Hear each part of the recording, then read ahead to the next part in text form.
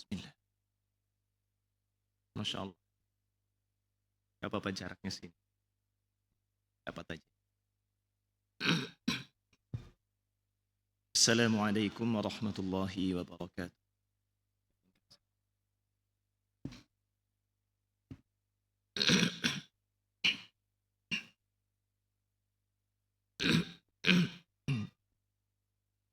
Innal hamdalillah nahmaduhu wa nasta'inuhu wa nastaghfiruh wa na'udzu billahi min shururi anfusina wa min sayyiati a'malina. Man yahdihillahu fala mudilla lahu wa man yudlil fala hadiya lahu. Wa asyhadu an la ilaha illallah wahdahu la syarika lahu wa asyhadu anna Muhammadan abduhu wa rasuluh. Ya ayyuhalladzina amanu ittaqullaha haqqa tuqatih wa la tamutunna illa wa antum muslimun. Ya ayyuhan nasu ittaqu rabbakumul ladzi khalaqakum min nafsin wahidah wa khalaqa minha zawjaha wa batha minhuma rijalan katsiran wa nisaa'a. واتقوا الله الذي تساءلون به والأرحام إن الله كان عليكم رقيبا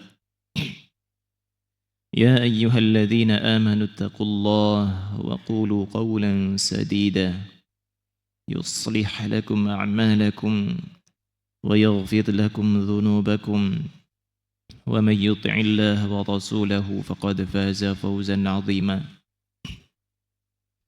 فإن أصدق الحديث كتاب الله وخير الهدى هدى النبي صلى الله عليه وسلم وشر الأمور محدثاتها وإن كل محدثة في الدين بدعة وكل بدعة ضلالة وكل ضلالة في النار.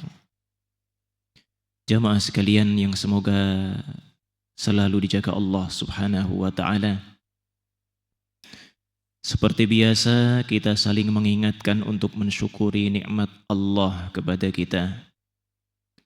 Kenikmatan yang tidak mungkin bisa kita hitung banyaknya. Kenikmatan yang akan senantiasa kita rasakan dan kita dapatkan sampai akhir hayat kita. Di antara kenikmatan yang Allah berikan kepada kita adalah memberikan kita hati dan jiwa, kemudian Allah pun berkenan memberikan jalan hidayah baginya. Maka hendaklah kita setiap harinya, terutama dalam mendatangi majelis-majelis ilmu, dalam belajar agama, kita tidak pernah datang ke majelis tersebut kecuali dengan kondisi hati yang siap dibenahi, dengan kondisi jiwa yang kita usahakan untuk kita taklukkan. Kenapa demikian? Karena Allah Subhanahu wa taala telah memberikan isyarat kepada kita di dalam firman-Nya dalam surat Yusuf, "Wa ma ubarri'u nafsi, innan nafsa la'ammaratun bis-su' illa ma rahima rabbi." Dan tidaklah aku menganggap diriku suci. Inilah sebuah ungkapan yang dinilai oleh Allah Subhanahu wa taala layak untuk diabadikan di dalam Al-Qur'an, hingga kaum muslimin pun kali ini atau saat ini masih bisa membacanya meskipun mereka berada di akhir zaman. Wa ma ubarri'u nafsi, dan tidaklah aku menganggap diriku, jiwaku suci. Karena kalau sudah orang itu merasa jiwanya suci, dia akan terhalang dari memperbaiki diri. Sedangkan Allah menjelaskan kepada kita bahwasanya jiwa kita, nafsu kita pada dasarnya adalah pasti ia memerintahkan kita kepada keburukan, kecuali apa yang Allah rahmati. Jamaah sekalian yang semoga selalu dijaga Allah Subhanahu wa taala, maka kita berharap kepada Allah agar apa yang kita pelajari menjadi pensuci jiwa kita, baik yang menyampaikan pribadi maupun jamaah sekalian yang jazakumullahu khairan berkenan untuk mendengarkan apa yang kami sampaikan. Kemudian ikhwah sekalian yang semoga selalu dijaga Allah Subhanahu wa taala. Kita juga berharap agar Allah Subhanahu wa taala berkenan melimpahkan salawat serta salam kepada Rasulullah sallallahu alaihi wasallam. Demikian pula semoga Allah sampaikan kepada seluruh pengikut beliau yang setia mengikuti ajaran beliau sampai hari kiamat, baik dari kalangan keluarganya, sahabat-sahabatnya, maupun kaum muslimin yang lainnya. Jamaah sekalian yang semoga selalu dijaga Allah. Sebelum kita lanjutkan, kita juga berharap kepada Allah Azza wa Jal agar duduknya kita bersama di masjid yang mulia ini atau di musalla ini Allah nilai sebagai salah satu sebab layaknya kita memperoleh cinta darinya. Sebagaimana hadis yang disebutkan Imam Hakim, Rasulullah sallallahu alaihi wasallam bersabda bahwasanya Allah berfirman, "Wajabat mahabbati lil mutahabbina fiyya wal mutajalisina fiyya wal mutazawirina fiyya wal mutabadilina fiyya." Allah berfirman, telah wajib cintaku untuk diberikan kepada siapa? Yang pertama, kepada mereka yang saling mencintai karenaku, kata Allah. Dan yang kedua, wajib cintaku untuk diberikan kepada orang-orang yang saling duduk bermajelis karenaku. Dan yang ketiga, orang-orang yang saling mengunjungi karenaku. Jadi kalau antum ya suka berkunjung ke rumah kawan bukan karena nyari makan ya, apalagi kawannya punya warung ya, maka apa, jika memang saling berkunjung karena silaturahim, karena ingin mengakrabkan diri, menjaga persaudaraan, meskipun mungkin di dalam hati itu masih ada sedikit penyakit ya, entah masalah hasad, kecemburuan, atau gara-gara orang-orang yang menimbulkan fitnah perpecahan, ya, tetap kita saling mengunjungi karena Allah. Niscaya apa? Niscaya Allah akan memberikan cintanya kepada kita. Dan yang terakhir siapa? Orang-orang yang saling berkorban karenaku. Orang-orang yang saling berkorban karenaku. Demikian. Ikhwah sekalian yang semoga selalu dijaga Allah Subhanahu wa taala. Itulah yang kita harapkan ya. Semoga malam hari ini kita menjadi orang yang kedua. Karena kita insya Allah hadir di sini sama-sama duduk karena Allah Subhanahu wa taala untuk mengkaji firman-firman-Nya dan juga sabda-sabda nabinya sallallahu alaihi wasallam. Baik jamaah sekalian, pada pertemuan sebelumnya kita bersyukur kepada Allah karena sudah mengizinkan kita membahas beberapa poin berkaitan dengan tanda-tanda penyakit hati. Ya, silahkan dibuka lagi catatannya, atau ya kalau tidak nyatat bisa pinjam catatan kawannya. Malam hari ini insya Allah kita akan lanjutkan beberapa poin berkaitan dengan tanda-tanda hati yang sehat. Tanda-tanda hati yang sehat.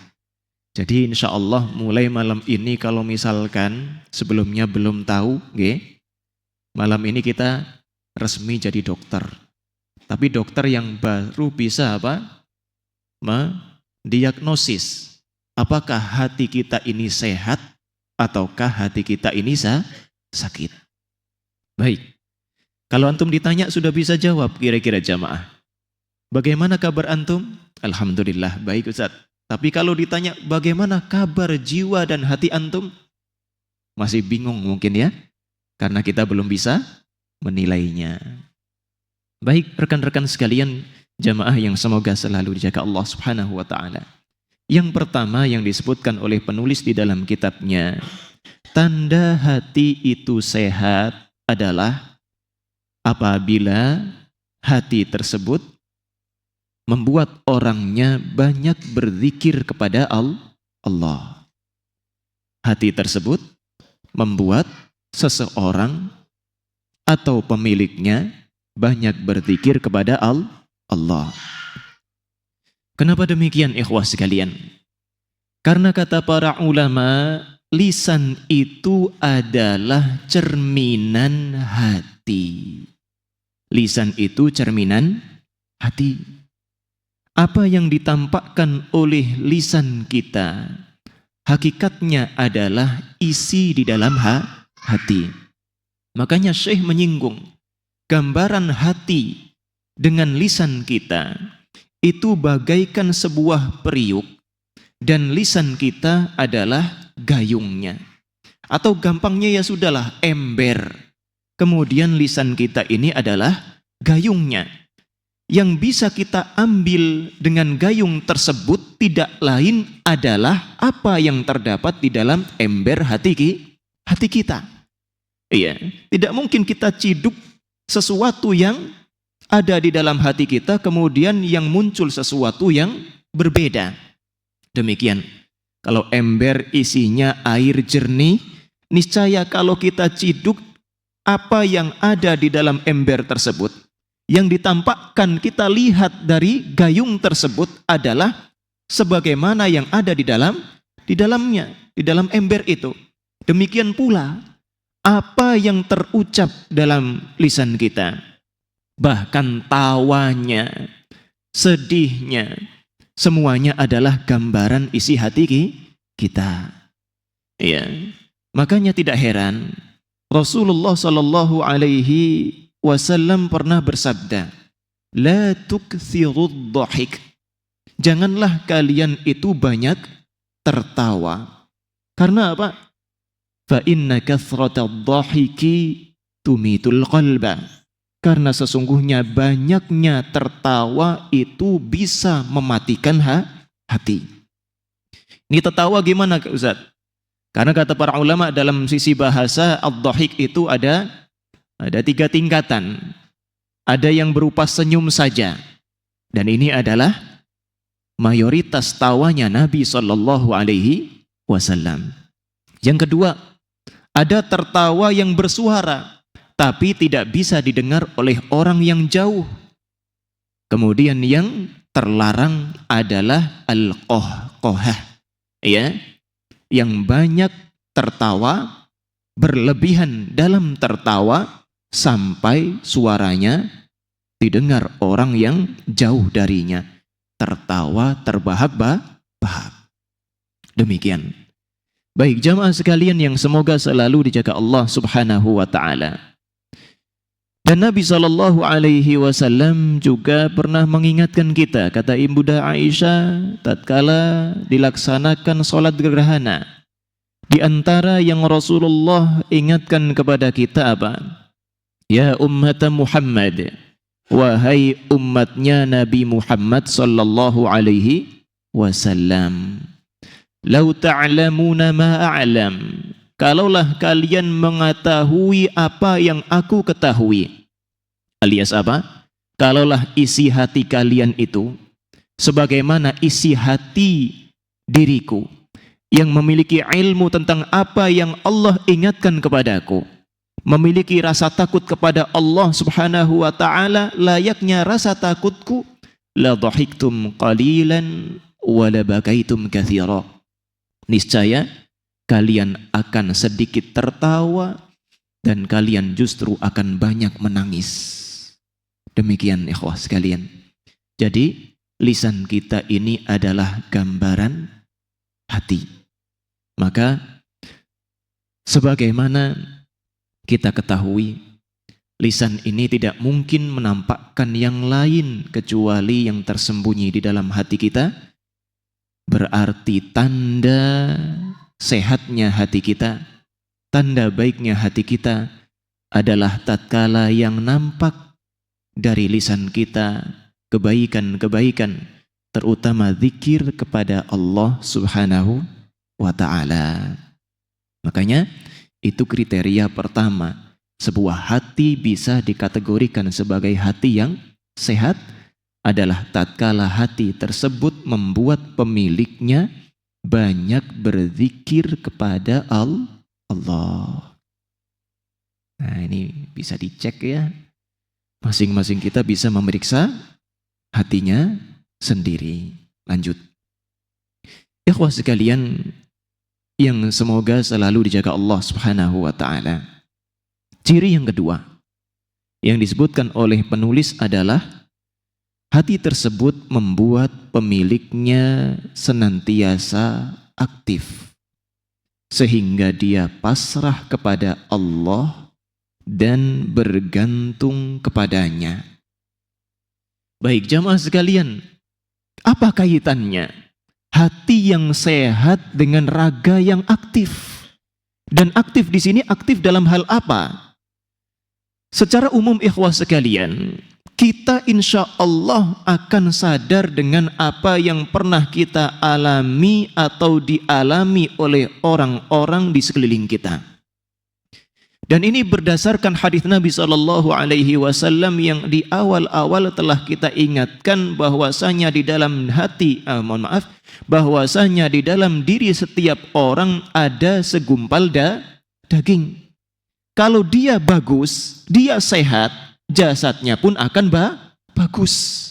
Maksudnya apa Ustaz? Kalau hatinya baik, niscaya tindakan-tindakannya pun akan baik. Kalau hati itu sehat, niscaya raganya akan semangat dalam berbuat taat. Itulah gambaran yang berikutnya. Ya, jadi hati yang sehat adalah kalau hati tersebut membuat orangnya jadi rajin, Pak. Dan sebagaimana kita singgung atau mungkin antum sudah ketahui juga, ahlul ilmi membagi penyakit hati itu menjadi dua. Antum pernah sakit hati kan? Pernah enggak? Iya. Waktu anak salah ngomong, antum sakit hati. Awan ya? Ya, atau kawan kita salah bicara kepada kita, kita sakit hati. Pernah kan ya? Pernah sakit hati, Pak? Nah, berasa tidak, Pak? Sakit hati berasa atau tidak? Berasa. Tapi ternyata itu kategori yang pertama. Jadi penyakit hati yang sebenarnya menjangkiti manusia, itu ada dua. Ada penyakit hati yang bisa kita rasakan. Iya, seperti antum tersinggung karena ucapan orang. Antum tatkala melihat orang dapat kenikmatan tapi hati antum kotor, antum hasad, iri, enggak tenang. Ya, rasanya gregetan gimana supaya orang tersebut bangkrut. Kadang demikian. Makanya ahlul ilmi itu juga menjelaskan orang yang paling menderita adalah orang yang hasad. Karena apa? Dia enggak akan pernah merasa tentram sampai rasa hasadnya terlampiaskan. Ya, berharap orang lain nikmatnya hilang. Kalau nikmatnya masih diperoleh oleh orang yang dihasadinya, sakit terus hatinya, enggak bisa tenang. Itu diantara penyakit hati yang bisa dirasakan. Ya. Akan tetapi ternyata kata para ulama juga ada penyakit hati yang tidak bisa kita rasakan. Tapi tatkala orang tersebut telah merasakan akibat fatal dari penyakit tersebut, barulah dia sadar. Makanya para ulama juga menjelaskan penyakit hati itu kayak penyakit fisik kita, Pak. Ya. Kadang orang tidak merasa dia makan enak, wah luar biasa kuliner apapun dia tidak, tanpa ada pencegahan. Tapi apa? Tanpa dia sadari ada penyakit hipertensi misalkan di dalam dirinya. Gak berasa awalnya, Pak. Tapi kalau stadiumnya sudah lanjut, subhanallah, ya, sampai mungkin merusak ginjalnya, harus cuci darah karena diabetesnya, dan seterusnya. Mirip. Dan di antara penyakit hati yang tidak kita sadari adalah kejahilan, ketidaktahuan. Yang kadang karena ketidaktahuan kita, kejahilan kita akhirnya membuat kita gak punya motivasi untuk melakukan kebaikan, sehingga raga kita jadi malas untuk melakukan ketaatan. Ya tidak Pak? Beda kalau misalkan kita tahu nih, kalau kita sadar urusan dunia kita gak bakal dapat duit kalau gak kerja. Akhirnya rajin kerja kita. Kita nggak bakal dapat untung kalau nggak buka toko kita. Kalau tiap hari maunya libur, guring, terus main HP, terus ya nggak dapat apa-apa. Kan demikian. Itu berarti apa? Urusan duniawi kita punya ilmu tentangnya. Kita sadar jamaah. Tapi kadang jamaah sekalian kita nggak sadari penyakit hati tentang kejahilan kita. Nggak tahu ternyata kita ini sakit. Akhirnya apa? Males melakukan kebaikan. Gak mau melakukan ketaatan karena jahil, gak punya motivasi tentang kebaikan yang bisa kita raih dengan ketaatan yang kita lakukan. Itu contoh sedikit, ya, bahwasanya hati yang sehat akan membuat kita aktif, akan membuat kita jadi jadi rajin melakukan kebaikan. Akhirnya kalau orang sudah rajin melaksanakan kebaikan, mengusahakan apa yang terbaik yang bisa ia dapatkan, akhirnya kata beliau tadi, dia akan serahkan seluruh usahanya tersebut kepada Allah. Pasrah dia kepada Allah. Tawakal. Ya. Jadi di sini ada isyarat juga bahwasanya hati yang sehat akan mengantarkan orangnya untuk bersikap tawakal kepada Allah. Gak puas dia dengan kehidupan dunia, sebagaimana poin terakhir pada pertemuan sebelumnya mengenai penyakit hati. Ya, demikian. Baik ikhwah sekalian yang semoga selalu dijaga Allah Azza wa Jalla. Lanjut ya. Sekarang yang ketiga. Kata beliau di dalam kitabnya, di antara tanda hati yang sehat adalah tatkala hati tersebut membuat dirinya merelakan tubuhnya untuk letih melayani Allah dan hatinya tidak merasa jemu darinya. Apa tadi Pak? Hati tersebut bikin kita tidak merasa letih untuk melayani Allah.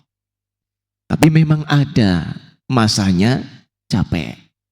Makanya Nabi sudah memberikan isyarat ya bahwasanya jiwa kita ini ada masa-masa semangat dan ada masa-masa futurnya.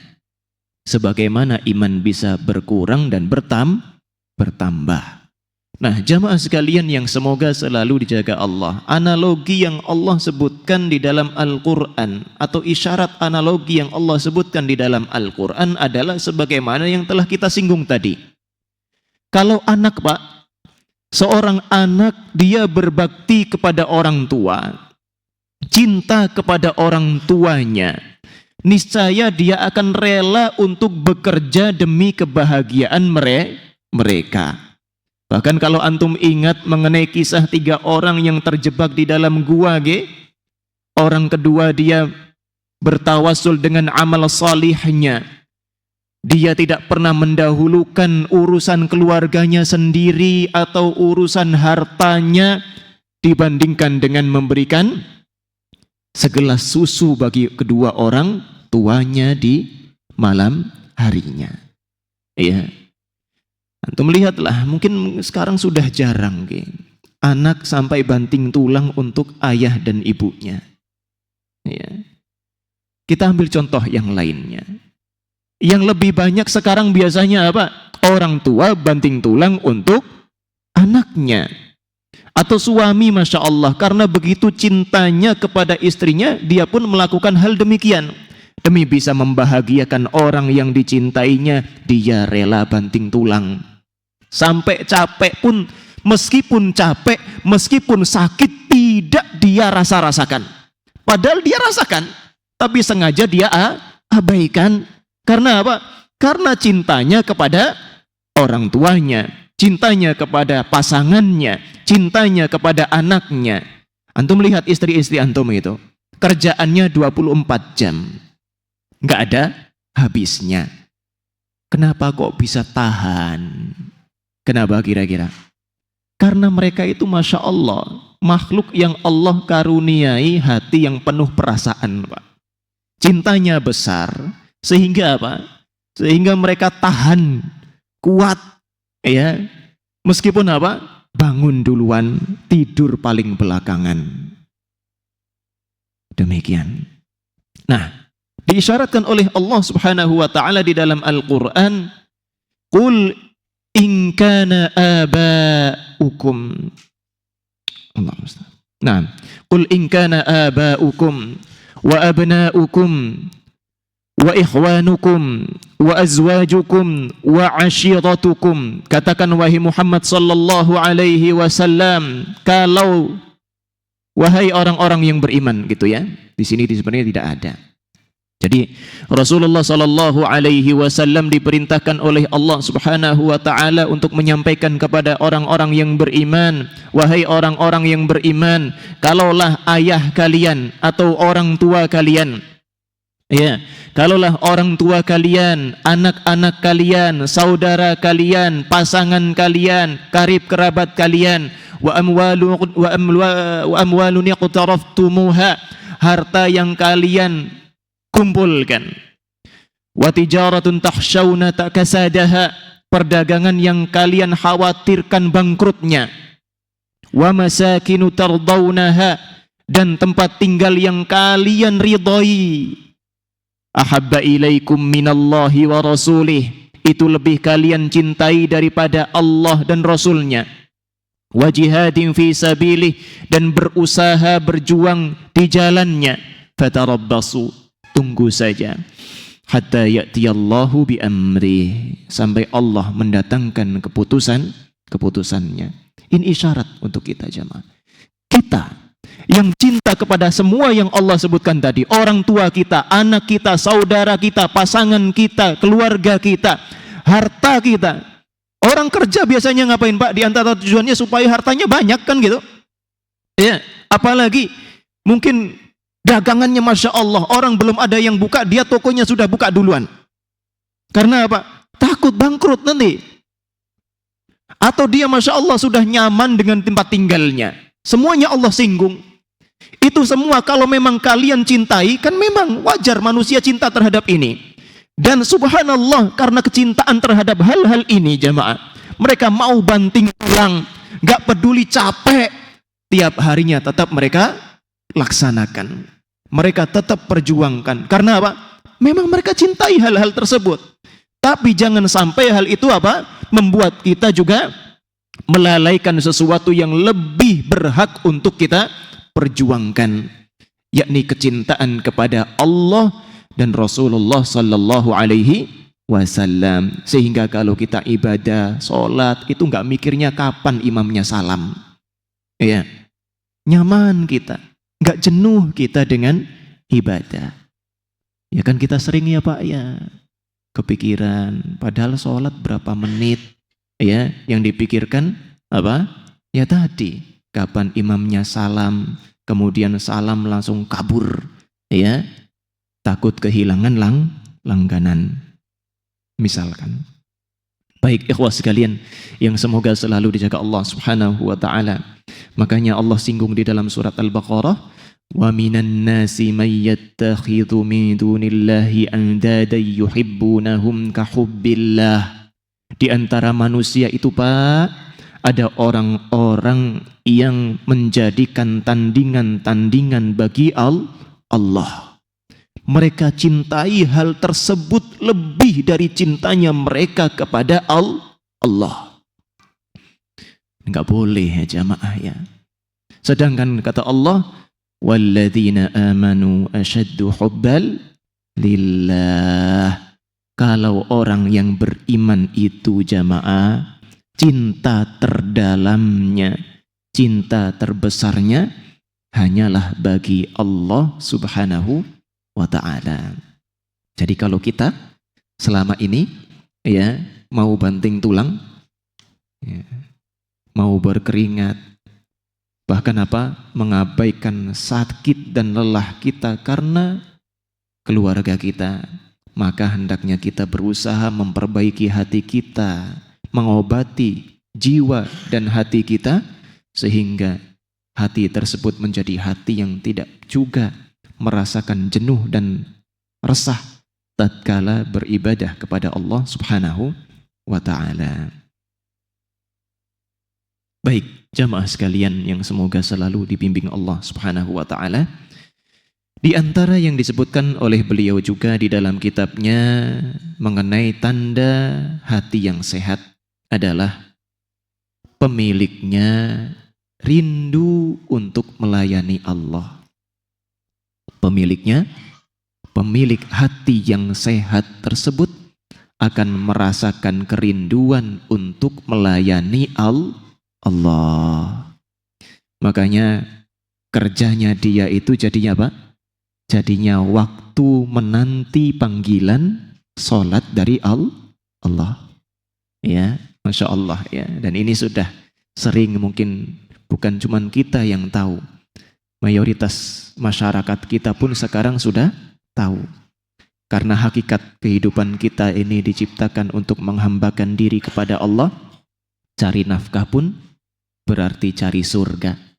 Ya, dan cari nafkah pun menjadi selingan menanti panggilan salat dari Allah Subhanahu wa ta'ala. Makanya sering ya kita singgung pula bahwasanya Nabi sallallahu alaihi wasallam bersabda, wa ju'ila qurratu aini fi shalah, dan Allah Subhanahu wa ta'ala telah menjadikan penyejuk hatiku itu terdapat di dalam salat. Baik, jamaah sekalian yang semoga selalu dijaga Allah, masih berkaitan dengan hal tadi, di antara yang disebutkan oleh penulis adalah lebih khusus mengenai salat. Ya, di antara tanda sehatnya hati, kata beliau, adalah jika pemilik hati tersebut memulai melaksanakan salat, sirnalah keinginan dan kerisauannya terhadap dunia.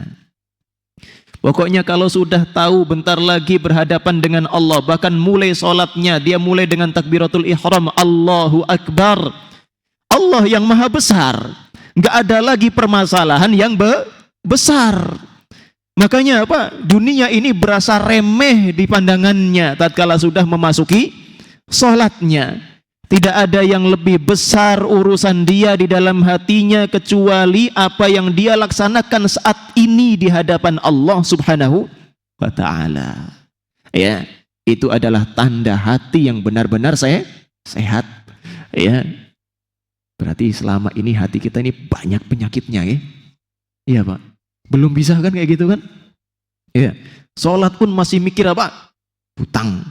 Ya. Ya, kalau mikirnya utang minta tolong sama Allah silahkan, bagus. Dalam sujud kita minta tolong, ya Allah, misalkan kita berdoa Allahumma kfini bihalaliki an haramik wa aghnini bifadlik amman siwak, kan gitu. Di antara doa yang diajarkan Rasul sallallahu alaihi wasallam untuk orang yang terlilit hutang Allahumma kfini bihalaliki an haramik, ya Allah cukupkan aku dengan yang halal yang engkau berikan sehingga aku terhindar dari yang haram. Wa aghnini bifadlik amman siwak, dan ya Allah tolong cukupkanlah untukku karuniamu sehingga aku tidak berpaling kepada selainmu. Demikian, ya. Dan ini diantara doa mustajab bagi antum yang terlilit hutang. Ya, ini manggut-manggut ini bisa nih diamalkan, ya. Baik jamaah sekalian yang semoga selalu dijaga Allah Subhanahu wa ta'ala. Kita lanjutkan. Ya, jadi intinya poin kelima tadi apa? Tatkala seseorang itu benar-benar bersih hatinya, sehat hatinya, setiap kali dia memasuki salat, itulah perkara yang paling indah, paling besar di dalam hatinya yang sedang ia laksanakan, sehingga pikirannya tentang dunia, kerisauannya tentang dunia itu pun terlupakan. Nah, ya, karena dia yakin punya Allah yang sekarang sedang dia sembah. Sebagaimana Allah kuasa menciptakan kita, Allah pula kuasa mematikan kita. Sebagaimana Allah kuasa memberikan ujian kepada kita, Allah pula zat yang maha kuasa untuk memberikan jalan keluar bagi segala permasalahan kita. Baik jamaah sekalian yang semoga selalu dijaga Allah Subhanahu wa taala. Kita lanjutkan ya, poin yang keenam sekarang. Orang yang sehat hatinya itu, Pak, kata beliau akan jadi orang yang bakhil. Jadi orang yang pelit. Pelit apa? Bukan pelit duit, ya. Bukan pelit bantu orang, tapi pelit untuk memberikan waktunya bagi selain Allah. Jadi Masya Allah, antum kalau dapat di orang yang hatinya sehat, meskipun dia kerja nyari duit, hatinya itu sedang mengarah kepada Allah. Kalau dia diajak ngomongin dunia saja, tanpa menyinggung Allah, tanpa mengingatkan kepada Allah, niscaya apa? Antum dapati dia orang yang paling enggan. Karena apa? Dia pelit waktu. Dia pelit waktu. Waktunya, fokusnya, ya, perhatian dia dalam memanfaatkan seluruh waktu yang dia bisa adalah utamanya hanya untuk Allah. Kalau diajak menggunakan waktunya untuk selain Allah, pelitnya luar biasa. Susah diajak pokoknya. Ya, makanya kalau diajak apa? Ya, acara-acara yang nggak jelas misalkan, wah dia paling jauh. Ya, makanya Allah berfirman tentang orang-orang yang beriman dalam surah Al-Mu'minun, qad aflahal mu'minun, di antara cirinya apa? Alladzina hum 'anil lagwi mu'ridun.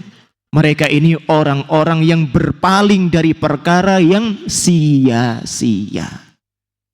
Mereka berpaling dari perkara yang sia-sia. Karena memang hatinya sehat, jadinya pelit dia, Pak. Pelit waktu, ya, untuk selain yang mendekatkan diri kepada Allah. Ya. Berarti besok kalau diajakin kawan nggak mau aja, nolak terus gitu. Ya enggak. Lihat kawannya mau ngajakin apa, antum di sana bisa ndak kira-kira untuk mengingat Allah Subhanahu wa taala. Kalau diajakin ngobrol ini manfaat atau tidak, ya bisa jadi apa? Panen kebaikan atau tidak, bukan sekedar ngomong kanan kiri depan belakang atas bawah diomongin semua tapi enggak mengingatkan Allah Subhanahu wa taala. Jadi dia pelit sehingga tidak mau menyanyiakan hartanya, ya, harta yang paling mulia di sisinya berupa waktunya dengan Allah Subhanahu wa taala. Baik. Jamaah sekalian yang semoga selalu dijaga Allah, kita lanjutkan. Sudah masuk ya waktunya? Belum? Nunggu alarm, ada alarmnya. Belum ya? Baik, kita lanjutkan. Masih ada beberapa poin, ya.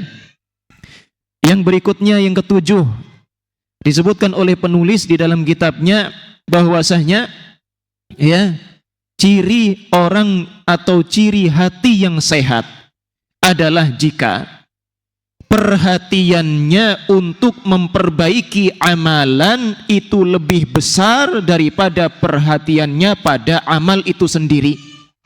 Alias apa, Pak?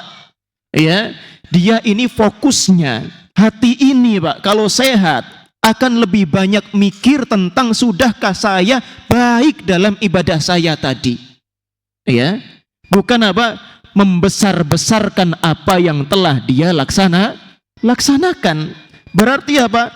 Yang besar di dalam hati yang sehat itu adalah bagaimana dia memperoleh ridho Allah. Bukan apa? Membesar-besarkan, menganggap apa yang dia lakukan itu apa? Sudah banyak, sudah luar biasa, sudah baik dan seterusnya. Ya. Jadi yang berharga, yang bernilai besar di dalam hati orang yang sehat hati tersebut adalah ketaatan, mohon maaf, adalah keridhaan Allah Subhanahu wa ta'ala. Sedangkan ketaatan yang dia lakukan akan senantiasa nampak remeh di pandangannya. Ya, jelas kira-kira Pak ya? Demikian. Jadi hati yang sehat itu bukan hati yang suka membanggakan amal kebaikannya, tapi hati yang senantiasa menilai bahwasanya ridha Allah lah yang terbesar baginya. Baik jamaah sekalian yang semoga selalu dijaga Allah Subhanahu wa ta'ala. InsyaAllah kita lanjutkan lagi setelah adzan. Okay?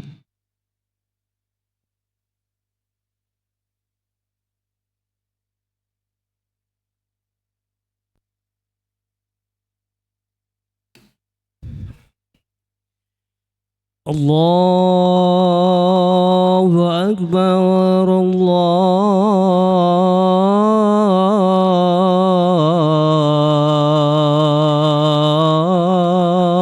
Akbar, Allahu Akbar,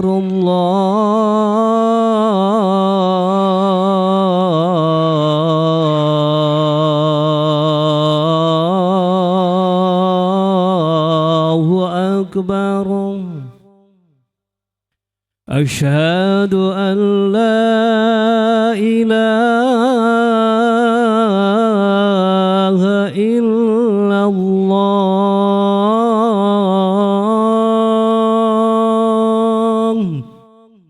أشهد أن لا إله إلا الله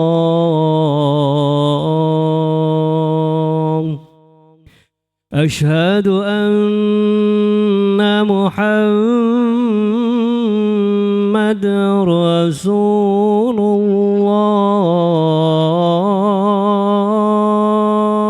الله أشهد أن محمد رسول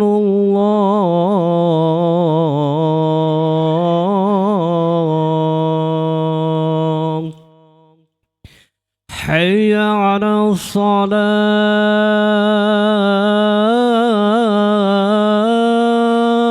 الصلاة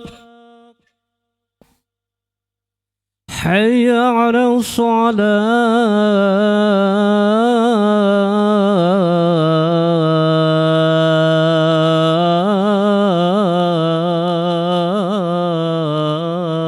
الصلاة حي على الفلاح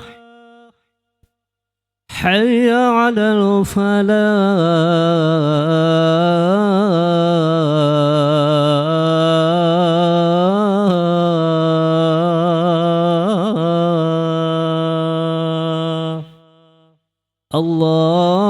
الله أكبر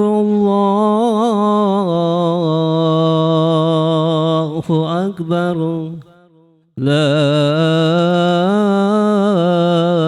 إله إلا الله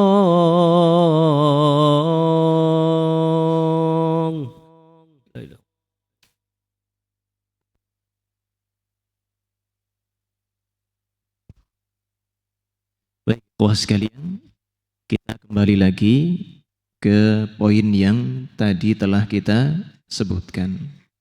Jadi di antara yang sehat,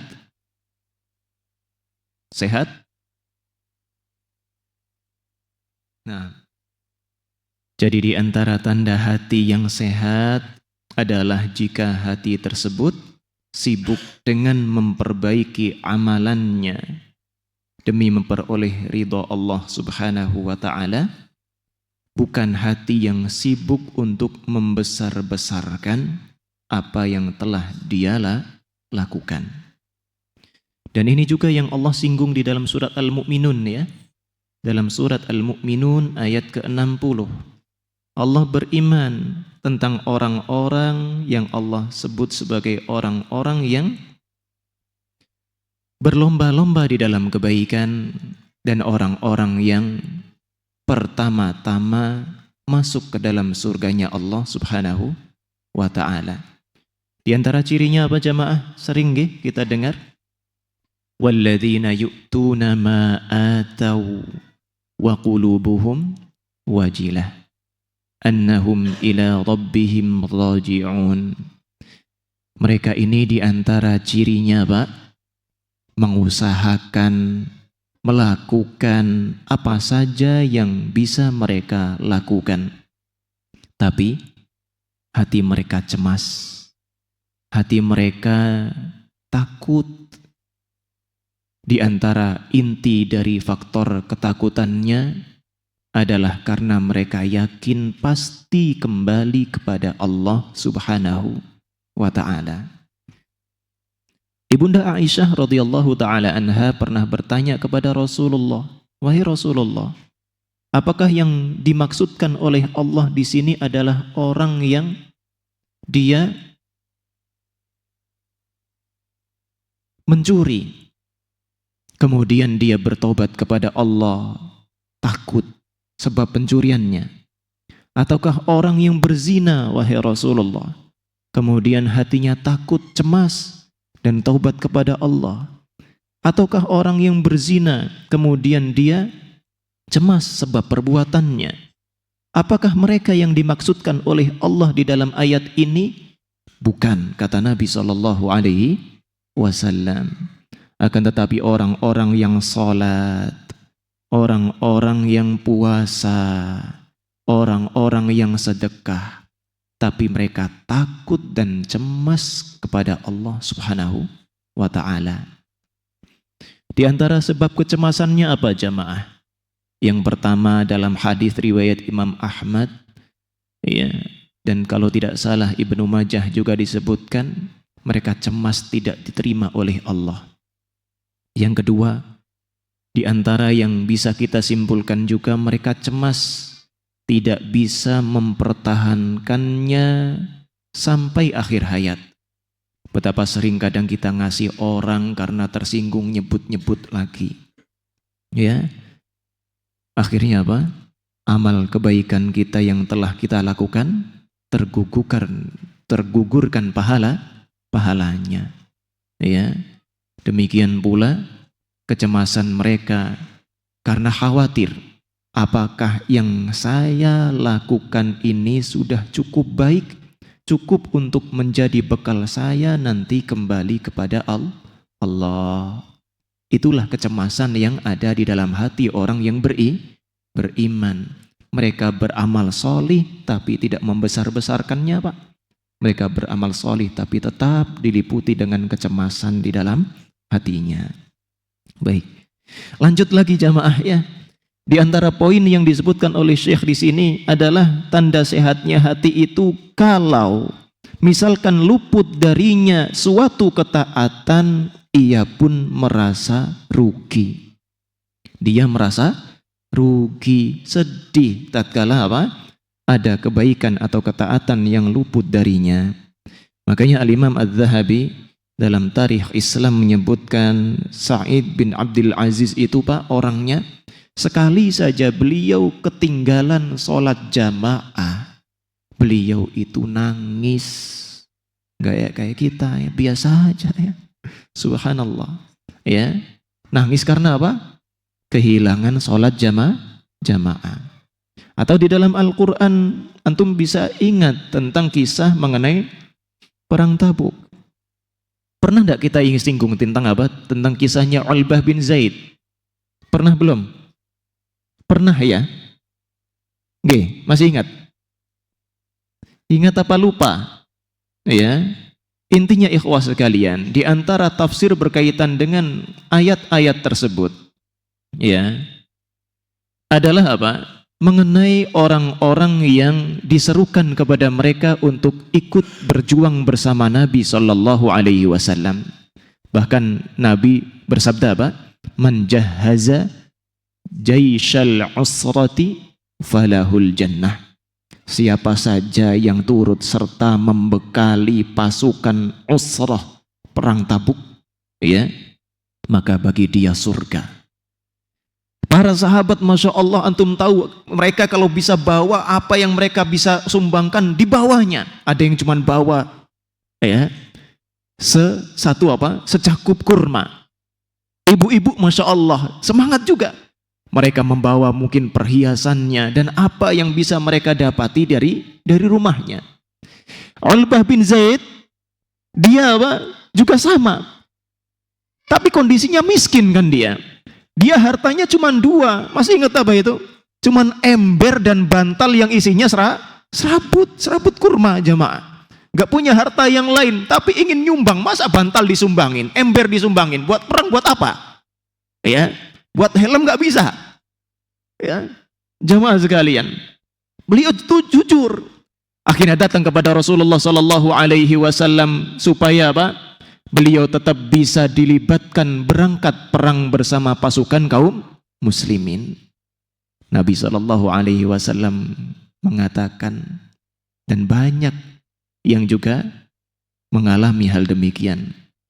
Ya, la ajidu ma ahmilukum alaih. Aku tidak mendapati sesuatu yang aku bisa bawa kalian dengannya. Tabuk ini enggak dekat, jamaah. Kurang lebih 700 kilometer. Jalan kaki atau naik unta sanggup antum? Sanggup? Nangis antum mungkin ya? Ya, suruh jalan kaki. Makanya Nabi gak tega juga kalau bawa sahabat yang gak punya kendaraan untuk berangkat ke Tabuk. Antum kan tahu, Masya Allah, Uthman sampai nyumbangkan 1000 ekor unta, ya, dan seterusnya. Kita kembali kepada kisahnya Ulbah bin Zaid. Intinya apa? Rasulullah menolak keikutsertaan beliau karena beliau nggak punya modal, nggak punya kendaraan. Akhirnya apa? Di malam harinya beliau sholat malam, nangis, jamaah. Nangis beliau di hadapan Allah Subhanahu wa Ta'ala. Kemudian beliau mengatakan kepada Allah, ya Allah, aku dengar engkau telah mewajibkan atau memerintahkan berjihad di jalanmu, tapi aku tidak mendapati sesuatu yang aku bisa kuatkan diriku untuk apa? Berangkat bersama Rasulmu. Kemudian di antara yang beliau katakan kepada Allah Subhanahu wa Ta'ala dalam doanya, beliau sedekahkan semua kezaliman yang menimpanya dari semua manusia. Ya, entah itu kezaliman orang misalkan mukul dirinya berkaitan dengan harta dan semisalnya, dia sedekahkan itu kepada Allah Subhanahu wa Ta'ala. Karena apa? Gak punya lagi sesuatu yang bisa disedekahkan untuk membekali pasukan kaum muslimin. Akhirnya apa? Di pagi harinya, antum tahu tatkala Rasulullah Sallallahu Alaihi Wasallam berkumpul dengan para sahabatnya, Rasulullah bertanya, siapa yang sedekah malam tadi? Siapa yang sedekah malam tadi? Gak ada sahabat yang kepikiran siapa yang sedekah. Akhirnya apa? Rasulullah tatkala mengulang kedua kalinya, Ulbah bin Zaid pun menanyakan, memastikan kepada Rasul Sallallahu Alaihi Wasallam, wahai Rasulullah, apakah yang engkau maksudkan adalah apa yang aku lakukan malam tadi?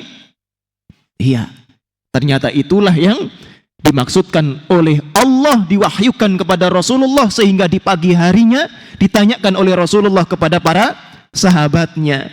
Kata Nabi Sallallahu Alaihi Wasallam, sungguh itu telah menjadi sedekah yang diterima oleh Allah Subhanahu wa Ta'ala. Intinya apa, jemaah? Kalau hati kita sehat, ada kebaikan yang luput dari kita, sedih kita, nyesel kita, ya, karena apa? Tidak bisa mendapatkannya. Baik, jemaah sekalian yang semoga selalu dijaga Allah Subhanahu wa Ta'ala, itu sedikit kisah tentang Ulbah bin Zaid. Baik, di antara ciri hati yang sehat yang berikutnya apa? Kata beliau, kata penulis, pemiliknya menjadikan tujuannya hanya Allah semata. Tujuan dia dalam melakukan kebaikan-kebaikan hanya Allah Subhanahu wa Ta'ala. Pernah ya kita singgung tentang Abu Bakar As-Siddiq radhiyallahu ta'ala anhu dalam surat Al-Lail, ya. Wa sayujannabuhal atqa alladhi yu'ti malahu yatazakka. yang nanti di hari akhir, di akhirat akan dihindarkan dari siksa neraka yang begitu pedih adalah siapa? Orang-orang yang bertakwa.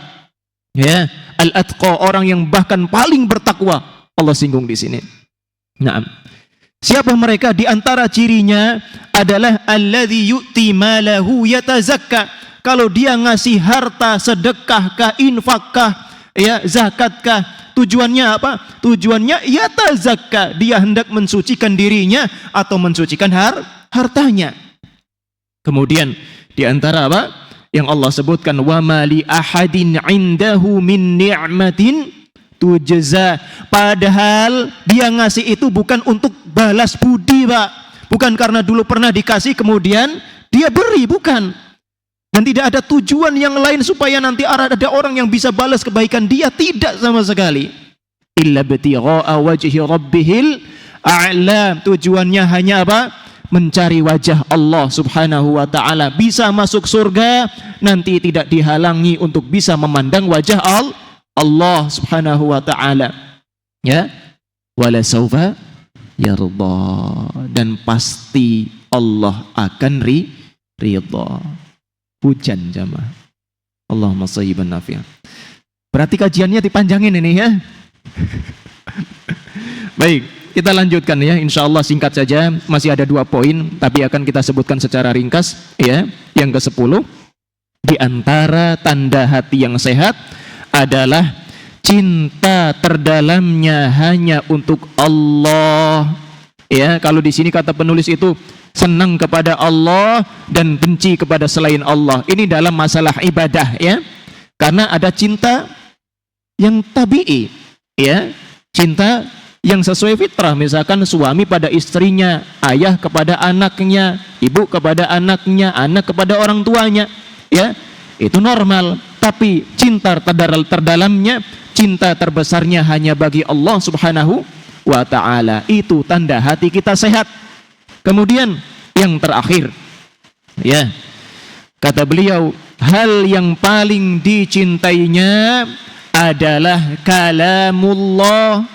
Yang paling dirindukannya Pak, yang paling disukainya adalah firman Allah Subhanahu wa ta'ala.